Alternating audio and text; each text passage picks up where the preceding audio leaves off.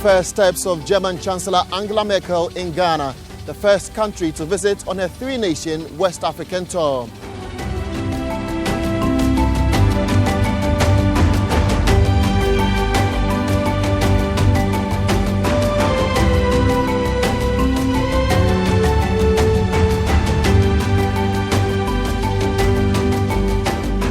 Welcoming her, Vice President Dr. Alhaji Mahmoud Bawumia.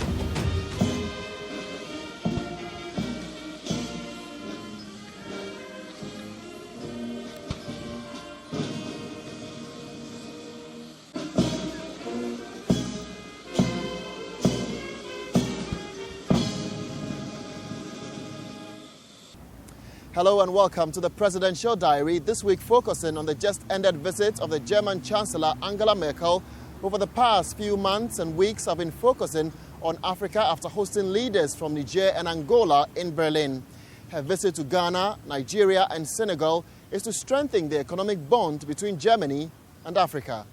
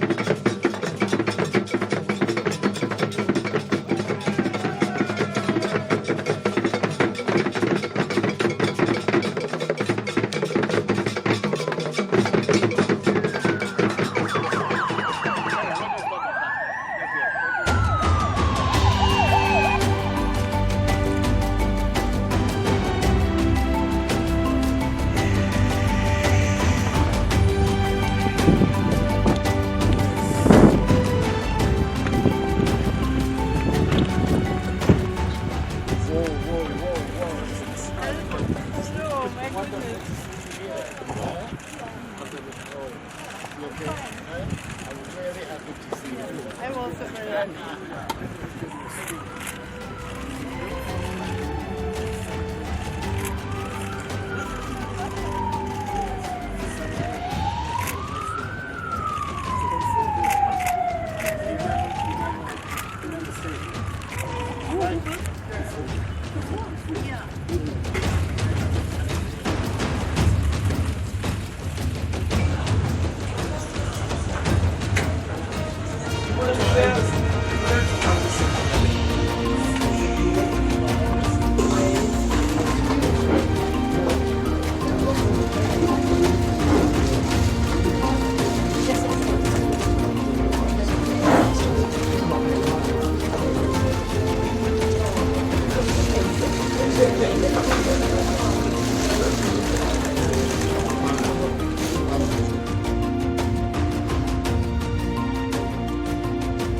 This is indeed my first official visit to your country, and I would like to thank you for having received us with such generosity and friendliness. I think it's fair to say that Ghana and Germany have been partners for many, many years, very close partners indeed, and that our partnership has been intensifying once again over the past few months. We are cooperating in a whole host of areas, and our objective is to support Ghana in making the vision come true that the President has had and has described, and that is to create a Ghana capable of saying that we no longer need to rely on foreign aid to establish a Ghana beyond aid, as he called it. It's not an easy path, but it is exactly the right thing to do, I believe, and I'm convinced that the people of Ghana are indeed capable, are willing and ready to do just that. With me here is a business delegation that is very interested in investing more in Ghana. Some of them have already been here for quite some time investing in Ghana. I'm happy to be able to say that we're going to sign the Memorandum of Understanding today, and with us will be companies that are here to sign that agreement. Bosch, VW are just two of them. We will continue to assist you in industrializing your country, and I thank you, Mr. President, for having accepted our invitation to come to Berlin in October on the occasion of our Africa conference. I very much look forward to your visit and to being able to continue our exchange then. Dear Mr. President, once again I'd like to thank you I think this visit does open up the opportunity of even further intensifying and deepening our cooperation. Allow me to congratulate you on the successes that you have already achieved over the past few months. But I know that you will continue to work hard in the remaining months of your legislative period, and Germany is happy to support you in that and also help strengthen the civil society of your country in order to make sure that the young people are self-confident when it comes to creating a Ghana beyond aid. First of all, welcome you once again very warmly to our country and to the seat of the presidency of Ghana, Jubilee House, and to say how delighted we are to have you here with us. I've had the opportunity, and this is my fourth, since I came into office, of meeting with you, but it has always been in Berlin and once in Abidjan. This is the first time it's here in Ghana. So a big akwaba, you're very, very welcome. There's so many areas of our bilateral relationship that we have had the opportunity in this brief period to talk about. But the key parts of it for me are the emphasis that is being laid on investment and trade cooperation. We're determined to deal with the matters confronting our country, youth unemployment, the desire of our youth to see greener pastures elsewhere, by improving the management of our national economy. The stronger the economy we have, the more opportunities it gives to young people. But obviously, the pressure that there will be on them to make these hazardous undertakings will be dealt with. So that's our focus, the measures that we need to take to strengthen our economy. And in so doing, we have set ourselves this target of a vision of a Ghana beyond aid, of a Ghana which will depend more and more and more on mobilizing its own internal resources to confront the issues of development that there are before us. We see a big role for Germany, Europe as well as Germany, in this. Because we believe that there are lots of opportunities here, and we're hoping that this business delegation that you have brought with you will see the opportunities that there are in several of the flagship programs of our government, the One District, One Factory initiative, the industrial parks that we are determined to create, the assembly and the development of a automotive industry here in Ghana. I'm particularly happy to hear about the possibility of an agreement being signed today involving Volkswagen and the government and a local Ghanaian company for the assembly and hopefully, ultimately, one day, the production of automobiles here in Ghana, but certainly at the beginning of an assembly. And these are all the indices that we have that the management of the Ghanaian economy that we have seen since we came into office is now beginning to elicit the kind of investor interest and confidence that we require for our forward move. So we can say that we are very proud to have you here with us. The whole world knows about Angela Merkel and the work that you have been doing in Europe, and that you have found time to come and visit us. It's all too short. We would have liked you here for more than one day. But I'm hoping that you'll have an opportunity to come back and pay us a longer visit. But madam, you're very welcome. Akwaba, thank you very much for coming.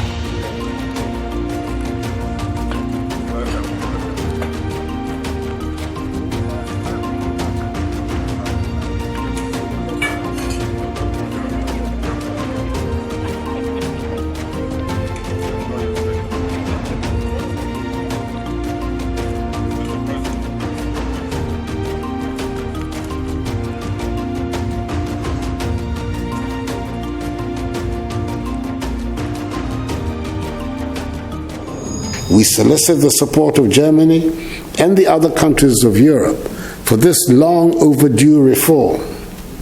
It is time to correct the long-standing injustice that the current structure and composition of the UN Security Council represent for the nations of Africa. Once again, Chancellor Angela Merkel, thank you for coming to Ghana. Germany, under your outstanding leadership, continues to enjoy a strong economy, remaining indeed the dominant economy of Europe and the European Union. Germany's standing in the Committee of Nations is very high, largely as a result of the responsible manner in which you conduct yourself at home and abroad. And it is my hope that the strong relations between Ghana and Germany will be deepened and grow even stronger. We are indeed honored, as I said at the beginning, by your presence amongst us, the presence by common consent of the outstanding European statesmen of this generation. Mr. Vice President, Your Excellencies, ladies and gentlemen, let me ask you to be upstanding and raise your glasses to the health and welfare of the Chancellor of the Federal Republic of Germany, Frau Bundeskanzlerin, Her Excellency Angela Merkel, and of the friendly German people. Thank you, and may God continue to bless the peoples of Ghana and Germany. We in Germany have learned from the horrors of the Second World War. We have learned the lesson that when you help others, you're opening up a new future.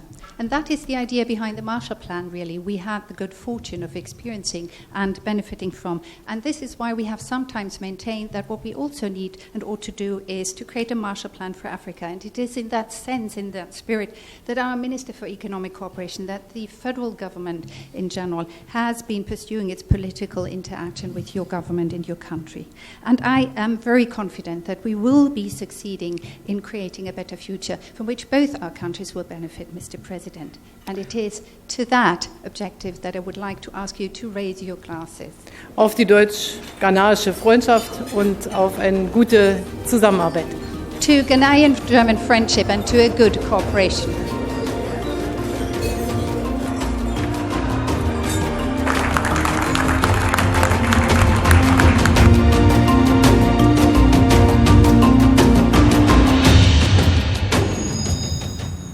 You're watching the Presidential Diary, brought to you by the Communications Directorate of the Presidency.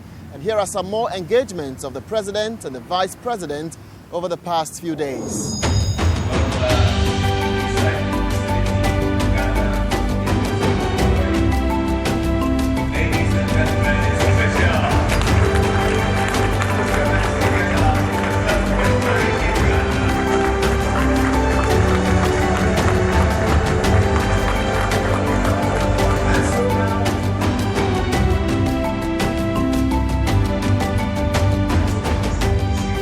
Mr. President, you have charged Ghanaians, especially your ministers, to take steps to clean up our country, not just for the sake of sanitation, but in the process, create sustainable jobs and wealth, and also protect the environment and the health of our people. Hazardous electrical and electronic waste is providing my ministry and other agencies with an opportunity to do just that. The environmentally sound management of e-waste has emerged as one of the most serious environmental problems in the world today. The international community is concerned about the transboundary movement of near end-of-life electrical and electronic equipment and e-waste and the problems associated with their disposal, both within and outside the countries and regions of their origin. There is a component which is going to support research and development, and then awareness creation, and then monitoring and evaluation of activities that will be undertaken under the Act, and also a component for capacity building of trade associations and administrative expenses of the fund. Let me take this opportunity to express our sincere gratitude to our minister, because this law has been on our table since 2016, and it is through his hard work that we are here today, to get it launched. So we are very grateful to you, Minister, for this hard work. And then, His Excellency the President, for accepting to launch this. I've been working in EPA for a number of years. I've never participated in an event which has seen the President of the Republic participating, so it is really an honor. And we thank you so much for doing us this honor. It is estimated that some 40 to 50 million tons of e-waste are generated annually. And developing countries, including Ghana, serve as the final destination for this kind of waste. With the presence of hazardous heavy metals like mercury and lead, persistent organic pollutants such as brominated flame retardants, e-waste is a major global problem and one of the top environmental challenges of this, our 21st century.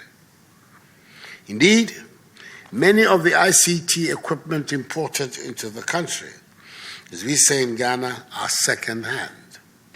Most of these products are imported illegally, in contravention of regional and international laws, such as the Bamako Convention, the Basel Convention, and EU waste shipment regulations.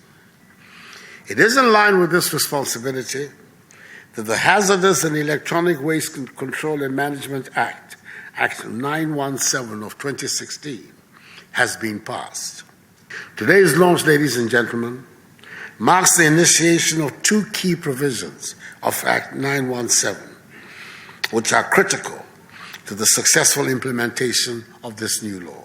First is the designation of the external service provider, i.e. SGS, to verify, assess, and collect the advanced recycle eco fee on all electrical and electronic equipment under the 5th schedule of Act 917, imported from all exporting countries. Second is the establishment of a state-of-the-art recycling facility to be constructed in Agbobushi in fulfillment of Section 31 of Act 917. The recycling facility will not be a stand-alone entity, as there's a component of the project that will support the establishment of a network of collection centers to provide continuous supply of raw material to sustain the operations of the facility. This component will create over 22,000 self-sustaining jobs for the youth of the country. Ladies and gentlemen, we are about to see an end to this global environmental challenge in Ghana that is fast becoming a national security threat to most governments on the African continent.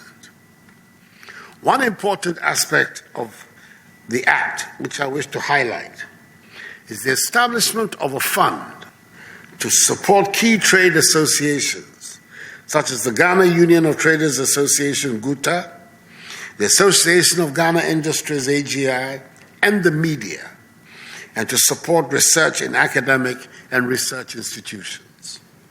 The fund will offer incentives for collection, transportation, and disposal of electrical waste, and promote public education on the safe disposal of electrical and electronic waste and the negative effects of electronic waste. I encourage members of the various scrap dealers associations across the country also to take full advantage of this program. I appeal to them to halt the burning of electrical and electronic waste, as it only pollutes our environments and the quality of air we breathe. They have an opportunity through this program to expand their scrap collection ventures into big businesses. So from Monday, 1st October 2018, the operationalization of Act 917 will begin with the collection of the advanced recycling eco fee on all electrical and electronic items from all exporting countries.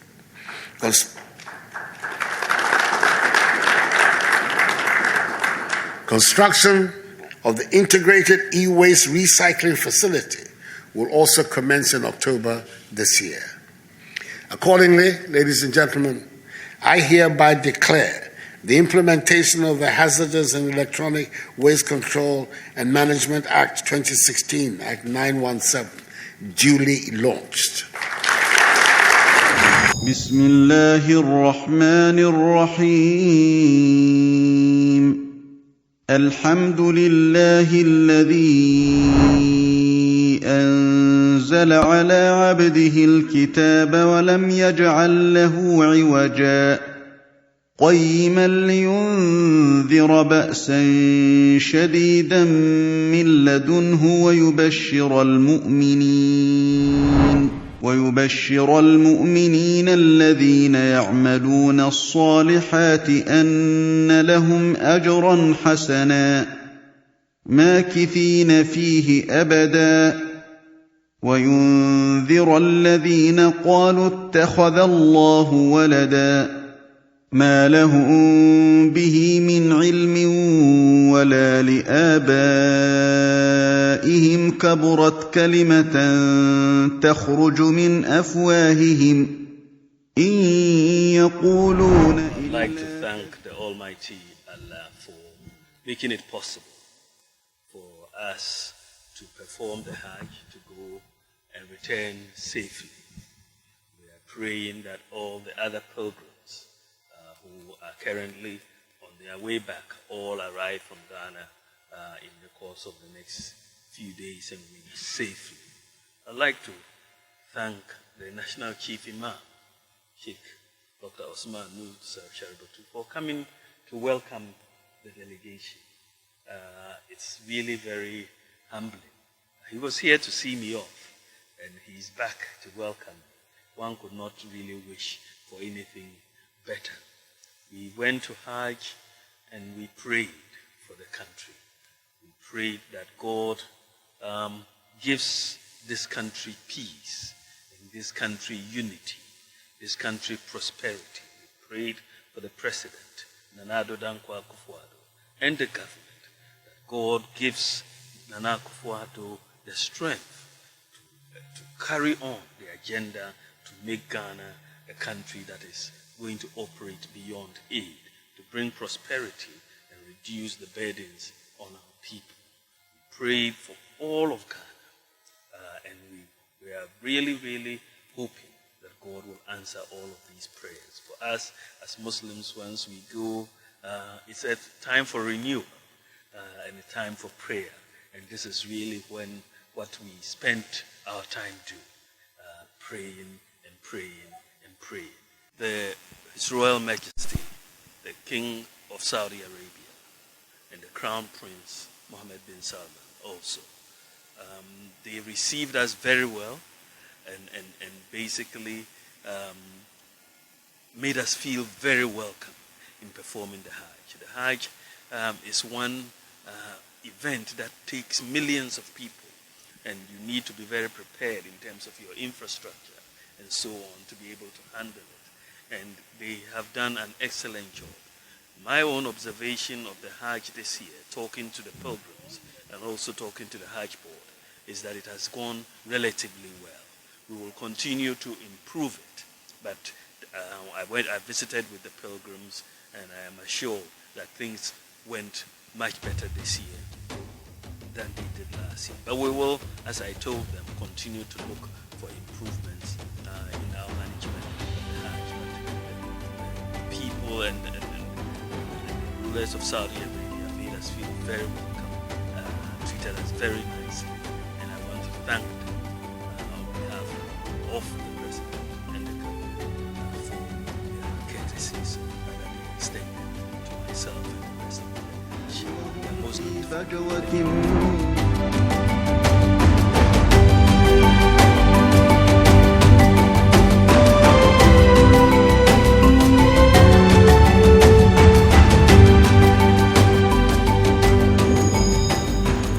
On that note, we end today's edition of the Presidential Diary, brought to you by the Communications Directorate at the Presidency. Log on to www.presidency.gov.gh and the other social media platforms on Facebook, Twitter, as well as on Instagram for more updates. I'm Jefferson Saki. See you next time.